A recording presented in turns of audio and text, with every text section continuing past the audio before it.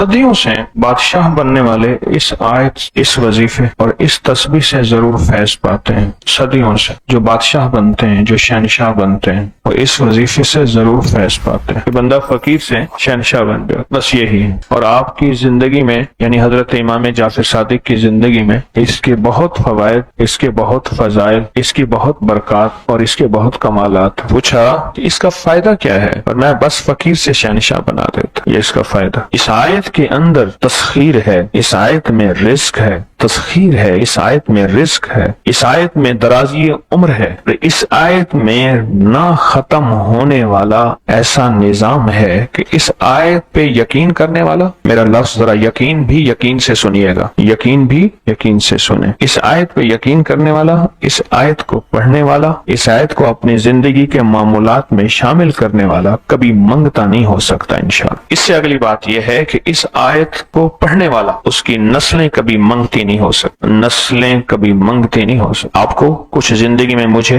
ایسے لوگ ملے ہیں کہ جو رئیس تھے، رئیس اعظم، لیکن ان کی نسلیں منگتی بن گئی، منگتی، بھکاری بن گئی، محتاج بن گئی، مفلس بن۔ اس آیت کے پڑھنے والا منگتا نہیں بنے گا، کیوں؟ اس آیت میں، ان دو آیات میں تونگری ہے۔ یہ امام جعفر صادق کا دوسرا قول فرما رہا، جو ان کا فرمان ہے، میں عرض کر رہا ہوں، تونگری ہے۔ اس آیت میں مال ہے، اس آیت میں درازی عمر ہے، اس آیت درازی عمر ہے، اور اس آیت میں غنا ہے، غنا۔ وَأَغْنَنِي بِفَضْلِكَ عَمَّنْ سِوَاكَ، مجھے فضل، مجھے پتا ہے مولا میں غنی ہوں گا تیرے فضل سے۔ وَأَغْنَنِي، محنت سے نہیں، اس فکرے کو خاموشی سے غور سے سنیں۔ وَأَغْنَنِي، میں غنی ہوں گا اگر تو ہوں گا تیرے فضل سے، مجھے کلمہ نصیب ہوگا اگر ہوگا تیرے فضل سے، مجھے قبر میں نکیرین کے سوال و جواب میں آسانی ہوگی اگر تو ہوگے تیرے فضل سے، اور یہاں تک کہ اگر مجھے جنت ملے گی تو تیرے فضل سے ملے گی، جنت بھی اگر ملے گی تو تیرے فضل سے ملے گی، جنت بھی ملے گی تو تیرے فضل سے ملے گی۔ اس آیت میں،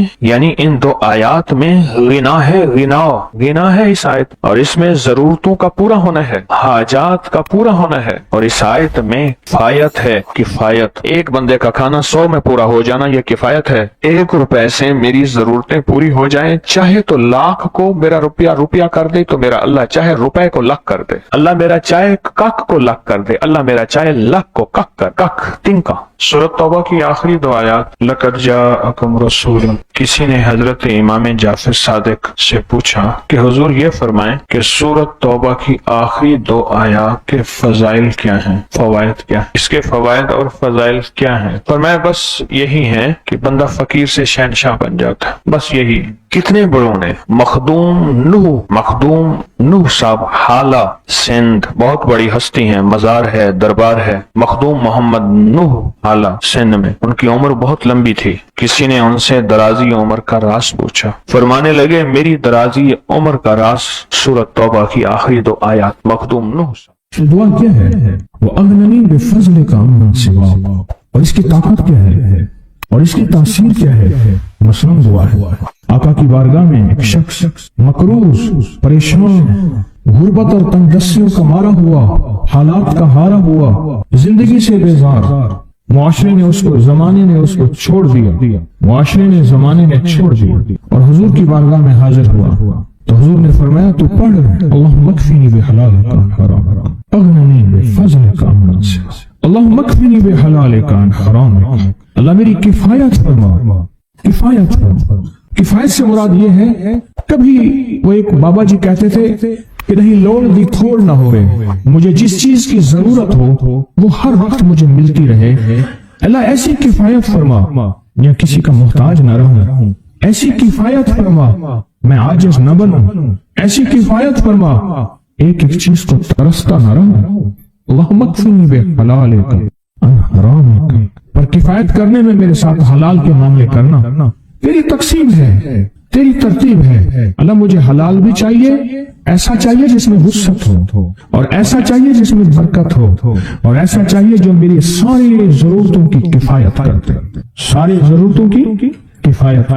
میرے پاس وہ حال نہیں چاہیے کہ آج ایک چیز ہے دوسری نہیں ہے، دوسری ہے تیسری نہیں ہے۔ ایک صاحب کے پاس ایجنسی تھی، کہنے لگے ایک دفعہ میاں بیوی ہم روٹی کھا رہے تھے، ایک ٹھنڈا سانس نکلا بیوی کا، میں نے کہا کیا ہوا؟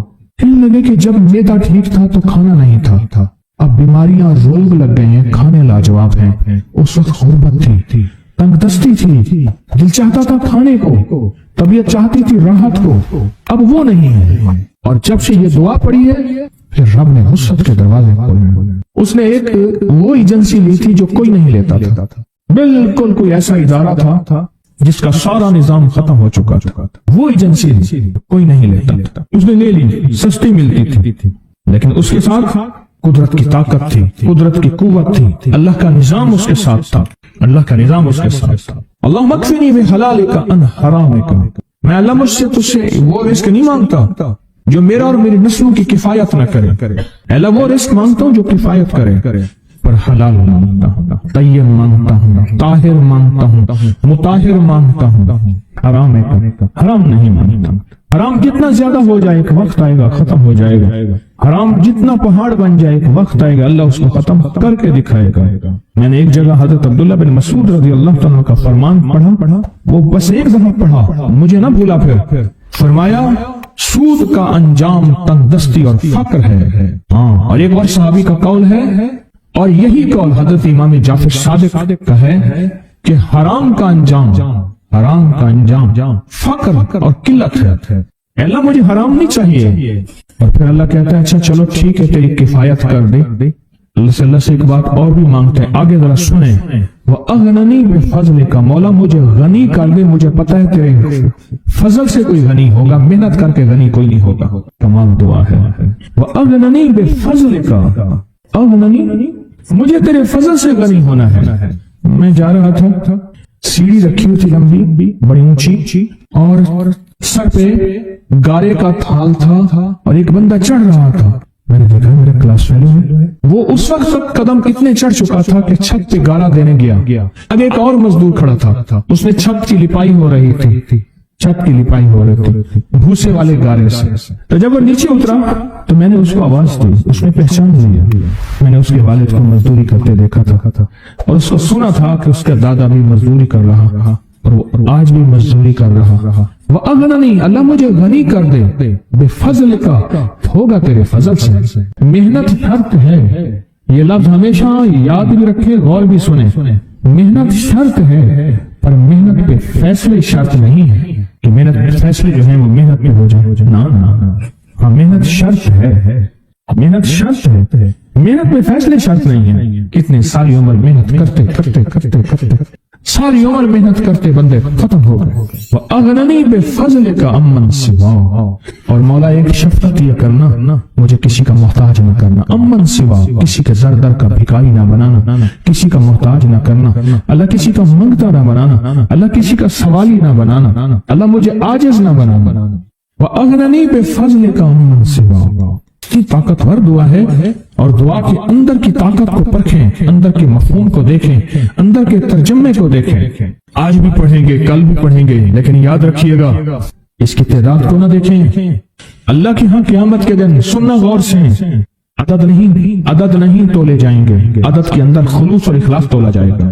इसने इस अदद के अंदर इसका इखलास कितना है, इसकी तलब कितनी है, इसकी लिलाहियत कितनी है, इसकी तड़प कितनी है, और इसका जज्बा कितना है, अल्लाह के यहाँ ये तोला जाएगा। और फिर अगली बात, वो अमल जिस मुजाहिदे से किया जाएगा, जिस कुर्बानी से किया जाएगा, जैसे आप चौकन्ना होके जाग के तवज्जो से मेरी बात सुन रहे हैं, इस मुजाहिदे से एक नूर मिलता है, वो नूर तोला जाएगा।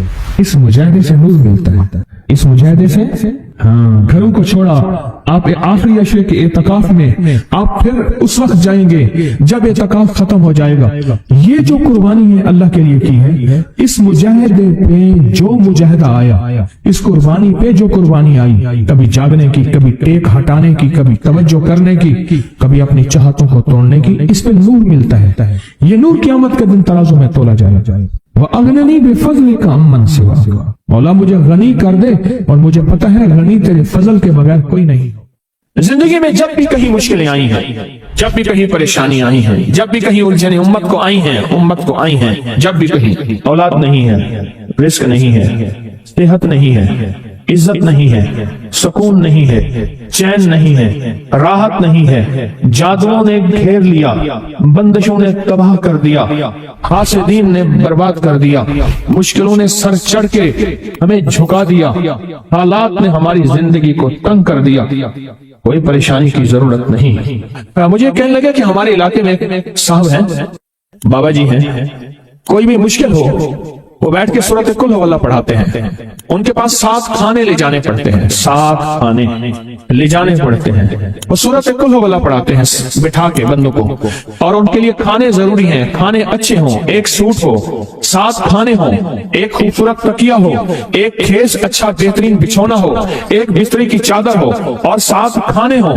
فرمایا وہ دیتے ہیں، لیتے ہیں، سورۃ کل ہو اللہ پڑھاتے ہیں، پھر بیٹھ کے دعا کرتے ہیں، بہت دیر تک دعا کرتے ہیں، لوگوں کی مشکلیں حل ہو جاتی ہیں، لوگوں کی پریشانیاں دور ہو جاتی ہیں۔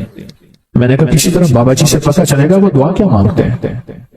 کیا لگا وہ دعا کسی کو نہیں بتاتے، بس کہتے ہیں آؤ میرے ساتھ بیٹھ کے سورۃ قل ہو اللہ پڑھو، اب اللہ کا درود پاک پڑھو اور سورۃ قل ہو اللہ پڑھو، وہ دعا کسی کو نہیں بتاتے۔ میں نے کہا کسی طرح پتہ کر وہ دعا کسی کو تجھے بتا دے۔ اس نے کہا پتہ کروں گا۔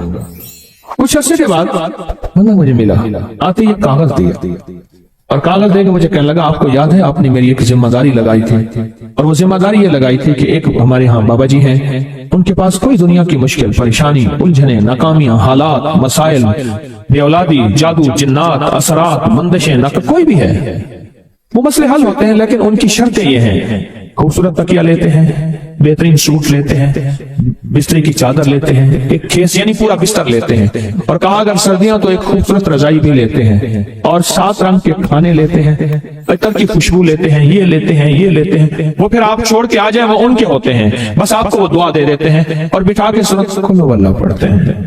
میں نے کہا کس طرح پتہ کر کے یہ عمل کیا ہے، پتہ کر یہ عمل کیا ہے۔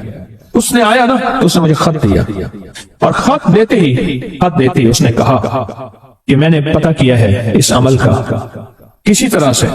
ان کے گھر کی ایک خاتون ہماری خواتین سے نسبت تھی، انہوں نے بتایا ہے وہ ساری سورۃ قل ہو اللہ وہ حضور کے گھرانے کو اس بارگاہ میں پیش کرتے ہیں، ان ہستیوں کو پیش کرتے ہیں، اور ہستیوں کو پیش کرنے کے بعد پھر ان کے وسیلے سے دعا کرتے ہیں اور کہتے ہیں آپ بھی ہمارے لیے دعا فرمائیں۔ یہ کہنا شرک نہیں ہے، خیال کرنا، میں امت کو شرک پہ نہیں لگا رہا، بدعت میں نہیں لگا رہا، میرے ساتھ ہر عمل کے بڑے بڑے حوالے ہیں، میرے ساتھ ہر عمل کی بڑی بڑی طاقتور لنکس اور ریفرنس ہیں، میں نہیں لگا رہا۔ میں ایک وعدہ کرتا ہوں اور ایک دعویٰ کرتا ہوں، لیکن وہ دعویٰ نہیں ہے نہ وعدہ ہے۔ کوئی آ کے یہ نہ کہے کہ ظالم ساری عمر خود بھی شرک اور بدعت میں لگا اور ہمیں بھی شرک اور بدعت میں لگایا، اور میری قبر پہ کوئی پاؤں نہ مارے۔ ہاں یہ ضرور آ کے کوئی کہے اللہ اس کی قبر پہ ترس کھا اور رحم فرما، ساری عمر تیرے اور تیرے حبیب کی سچی راہیں دکھاتا رہا اور محمد آل محمد کی سچی راہیں دکھاتا رہا، یہ وہ شخص ہے، اللہ اس پہ ترس کھا، اللہ اس کو معاف کر دے۔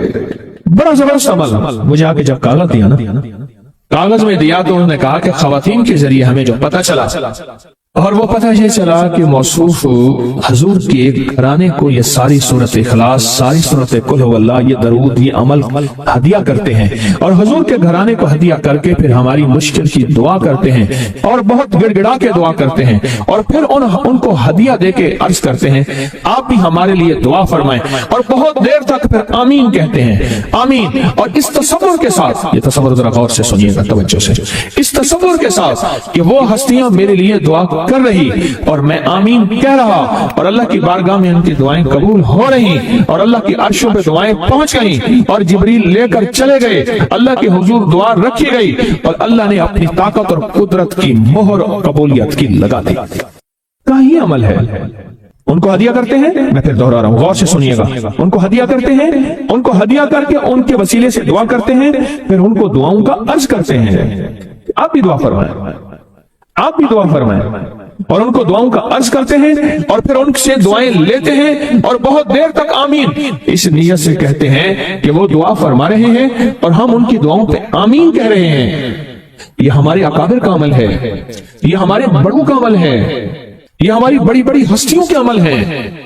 میں اس لیے کہہ رہا ہوں میری کوشش ہوگی کبھی آپ کو شرک اور بدعت پہ نہ لگاؤں، मैं इसलिए कह रहा हूं मेरी कोशिश होगी उम्मत को वो खैर के अमल बताऊं जो उमूमन लोग छुपा के चले जाते हैं, जो उमूमन लोग अपने तक रखते हैं। मेरी कोशिश होगी मैंने आज तक हजूर के घराने को हदिया पेश किया हो, मैंने आज तक हजूर के घराने को तोहफा पेश किया हो, मैंने आज तक हजूर के घराने को नजराना पेश किया हो, और हजूर के घराने की तरफ से मुझे खाली हाथ लौटाया गया हो। मुमकिन ही नहीं, मुमकिन ही नहीं कि खाली हाथ लौटाया गया। हजूर के घराने के साथ सारी कायनात की मोहब्बतें हैं, हजूर के घराने के साथ सारी कायनात का ताल्लुक है। और याद रखना, इंसान बाज़ औक़ात अपना गम बर्दाश्त कर जाता है, अपनी औलाद का गम बर्दाश्त नहीं करता, और बाज़ औक़ात अपने मामले में माफ कर देता है, औलाद के मामले में बहुत गम दिल को खा जाता है। मेरे हजूर के घराने को जो हदिया देगा, मेरे हजूर के घराने को जो तोहफे देगा, मेरे हजूर के घराने को जो अमाल देगा, हजूर के घराने को ये हदिये, ये अमाल, ये तोहफे जिंदगी भर इसको सरनगू नहीं होने देंगे, जिंदगी भर इसको नाकाम नहीं होने देंगे, और जिंदगी भर इसको कामयाब। 2 तस्बीह सुबह 2 तस्बीह शाम सूरत इखलास की, 2 तस्बीह सुबह 2 तस्बीह शाम सूरत इखलास की आप पढ़ें, आप पढ़ें और पढ़ के उन हस्तियों को हदिया करें, हस्तियों को हदिया करें, हजूर के घराने को हदिया करें। और हजूर के घराने में हजूर की बीवियां, हजूर की बेटियां, हजूर के बेटे, हजूर के दामाद, हजूर के नवासे और नवासियां, ये हसन और हुसैन जिसको हसनैन करीमैन कहते हैं, हजूर के नवासे हैं, ये हजूर का घराना है, उनको हदिया करें। अपने मसाइल को हल होता देखें, अपनी मुश्किलात को हल होता देखें, अपनी नाकामियों को खत्म होता देखें। साल से ही अमल बता रहा हूं, साल से ही अमल बता रहा हूं। मैंने तो जिसको दिया है जिंदगी में उसको कामयाबी मिली है, मैंने तो जिसको दिया है वो जिंदगी में नाकाम नहीं हुआ। हमारे यहाँ एक पीर साहब थे, मेरे वालिद साहब रहमतुल्लाह अलैह, उनका बाग और हमारा बाग आपस में अब भी एक ही दीवार के साथ दीवार है, बने के साथ बने। तो वो उनके यहाँ गए तो एक बाबा जी झाड़ू दे रहे थे, एक बाबा जी झाड़ू दे रहे थे, और सुबह शाम की रूखी सोखी मिलती थी, और बस हर वक्त गुलामी होती थी, हर वक्त गुलामी होती थी। तो मुझे वालिद साहब ने बताया कि मैं इस बंदे को जानता हूं, इसने इतनी मुरब्बे, इतनी एकड़, इतनी जमीन जो है उठा के सारी पीर साहब को दे दी, और सारी जिंदगी पीर साहब के 2 वक्त की एक सूखी पोकी रोटी, आखिर वहीं मर गया और उसको कफन दे के दफन। उसे पीर साहब ने मजबूर नहीं किया, पीर साहब ने मजबूर नहीं किया। दुआओं की ताकत है, दुआएं नस्लों को खिलाएंगी, पिलाएंगी। पर एक तजर्बे की बात बताऊं, बड़ों की बात है, बड़ों की बात, दुआओं की बरकत से अल्लाह हलाल तैयब ताहिर खिलाएगा। मेरे पास एक साहब है, कहने लगे कारोबार को जवाल हो रहा है, कोरंगी में, कराची में फैक्ट्रियां, मिलें अच्छी खासी हैं वो एरिया, तो कहा कारोबार को जवाल हो रहा है, और कारोबार जवाल पे चला गया है, कंपनियां 2-4 बंद हो गई हैं, जवाल हो रहा। मैंने अल्लाह का नाम दिया, फिर मिले, कहा कुछ नहीं है। अच्छा, मैंने कहा ये पढ़ें आप, अल्लाह पाक दिखाएगा। मुझे उन्होंने खुद बताया, मैं ऐसे कोई समंदर है उससे किनारे खड़ा हूं, कहने लगे कराची का समंदर नहीं, कहाँ है? तो मेरी तरफ पानी आता है, बिल्कुल मैला गंदा। तो मैं सोचता हूँ समंदर का पानी तो बिल्कुल शफाफ होता है, ये गंदा पानी कैसे है? और वो गंदा पानी पहले मेरे टखनों तक आता है, फिर घुटनों तक आता है, फिर रानों तक आता है। और कहा कि मुझे दूर से एक लहर आती नजर आ रही है कि शायद मैं उसमें डूब जाऊं। आवाज आती है, चला जा, तेरे रिस्क में कोई मशकूक रिस्क दाखिल हुआ है, हम तुझे पाक करना चाहते हैं, और ये सारा मशकूक रिस्क है, और तेरे माल को हमने इसलिए कम कर दिया। घबरा नहीं, घबरा नहीं, इस्तकामत से हमारा नाम लेते रहना, बहुत जल्द तुझे हम पाक करके फिर पाक माल देंगे। पाक करके, क्या अजीब बात है, पाक करके फिर पाक तैयब ताहिर माल देंगे। घबरा नहीं, हमारा नाम लेते रहना। तो हो किसी भी हाल में, तू हो किसी भी हाल में, तू हो किसी भी हाल में, मौला से लो लगाए जा, कुदरत जल जलाल में क्या नहीं गिड़गिड़ाए जा। चैन से बैठेगा अगर काम के क्या रहेंगे पर, गोना निकल सकेगा मगर पिंजरे में फड़फड़ाए जा।